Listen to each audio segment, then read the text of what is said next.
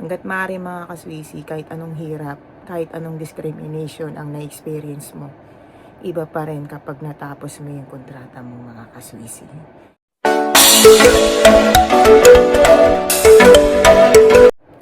Hi mga kaswisi! So nagbabalik po ako ulit sa aking YouTube channel. Ayan, so nandito na naman tayo sa ating episode for today. Ayan, so bago ang lahat mga kaswisi, kung bago lang kayo sa aking YouTube channel, so please hit like and subscribe and click the notification bell para maging updated po tayo sa aking mga videos for today. Ayan. So, gabi naman na ngayon. Ayan. So, hindi na ako magpapaligoy-ligoy pa kasi may nagtatanong. Yan. So, shout out nga pala dito sa ating kaswisi. Yan. So, makikita nyo sa screen yung kanyang tanong. No? Ang tanong dito ay, paano po kung hindi ko natapos ang 1-year visa dito sa Malaysia, madam? Yan. So, before ko sagutin ito mga kaswisi, ang lahat ng sasabihin ko rito ay based yun sa nangyayari doon. At ito yung mga magiging consequences, no? Kapag hindi tayo nakatapos ng kontrata or either ikaw ay magbe-break na ng kontrata, no? Sa bansang Malaysia, no? So, ang ating episode for today ay ano nga bang mangyayari kapag hindi mo natapos ang kontrata as DH sa bansang Malaysia, no? Kung saan nanggaling na ako doon, nakapagtrabaho na ako doon, at magbibigay lang ako sa inyo ng tips and ideas dito mga kaswisi. Based po yun sa nagiging senaryo, issues, at problema ng mga agencies about sa mga workers na nandun na sa bansang Malaysia. Yan. So, dito mga kaswisi, no? So, hindi ko naman na-experience ito kasi ako gaya na ng mga naging video ko, mga kaswisi, tinapos ko naman na yung kontrata ko. No? Kahit naman sa una, reasonable naman kasi pandemic nung time na yun. Hanggang sa nakarating na ako dito sa mga Indiano kong amo dati. No? So, dito kasi mga kaswisi, magbibigay lang ako ng kasagutan, no? Sa ating kaswisi na nagtatanong. Kaya yun. So, dito mga kaswisi, step by step ko itong i-explain sa inyo kung bakit nga naman nangyayari yung ganun. Una na dito mga kaswisi, yung misunderstanding mga kaswisi, kasi usually yun naman talaga ang nagiging issue doon. At the same time, nagkakaroon kasi ng anxiety, depression, ganyan, or either hindi lang talaga yung malawak na pangunawa kaya naiisipan yung mga ganun, or either nagkakaroon din kasi ng mga family matters, no, sa Pinas, kaya may isipan na lang na ikat na lang ganun, no. So dito mga kaswisi, no, ano man ang reasons natin kung bakit mangyayari yung ganun sa inyo between ng amo mo at saka ikaw bilang worker or helper, ganyan. So, ang mangyayari sa'yo dito ay mag-a-advance payment ka, no?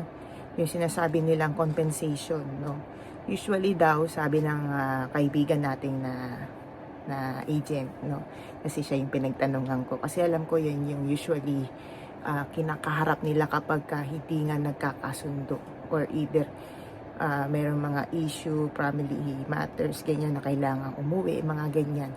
So, depende pa rin yun sa amo. Kasi kung kadalasan daw, 2 months ang hinihingi nila na compensation, no? Katumbas yun ng 2 months na salary mo. Ganun. So, after na nagkasundo kayo, na aalis ka na sa bahay nila, so syempre kukunin ka na ng agency, or either pupunta ka na sa agency para mag-stay doon, kasi ipaprocess doon kasi yung cancellation ng working visa mo. Yun yung base yun sa sinabi ng kaibigan natin na agent doon, no?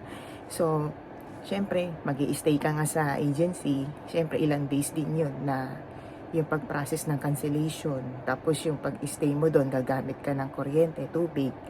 Tapos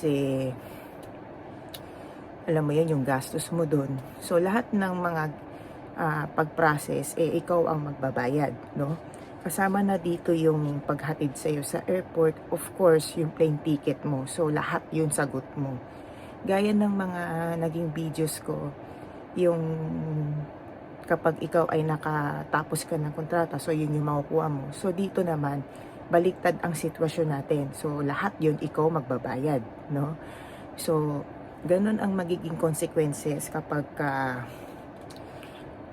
ikaw ay magkakat na, no? Nang dahil sa mga reasons mo, no? So, hindi rin kita masisi kung bakit mangyayari yun. Pero, pag-isipan mo ng mabuti kung bakit nga naman na kailangan tapusin mo. Kasi kapag nag-cut ka, mas malaki ang magagastos mo. Hindi ka naman agad-agad bibitawan ka ng amo mo kasi ang laki ng ginastos niya sa iyo actually. Yun yung totoo dun. Kaya nga ganun na lang ang ano nila once na magka-cut ka na, tapos manghihingi talaga sila ng kahit papaano mabawi nila yung nagastos nila sa iyo. Isipin mo 2 months, magkano din yun, 'di ba? So dito mga kaswisi, kapag ikaw ay nag-run away, no? Kasi isa yan sa mga issue doon sa Malaysia kapag ikaw ay nag-run away. So ang mangyayari sa iyo dito, halimbawa nag-run away ka, pumunta ka sa embassy, no? Hihingi ka ng tulong para ma-repatriate ka pabalik sa atin sa Pinas, no?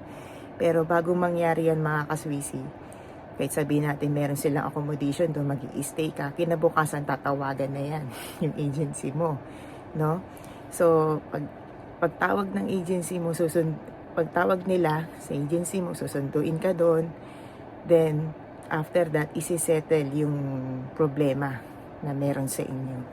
Gaya ng mga nasasabi ko mga kaswisi, either mapapagastos ka rito ng malaki, or either makukontinuous na lang yung trabaho mo at humingi ka na lang ng sorry.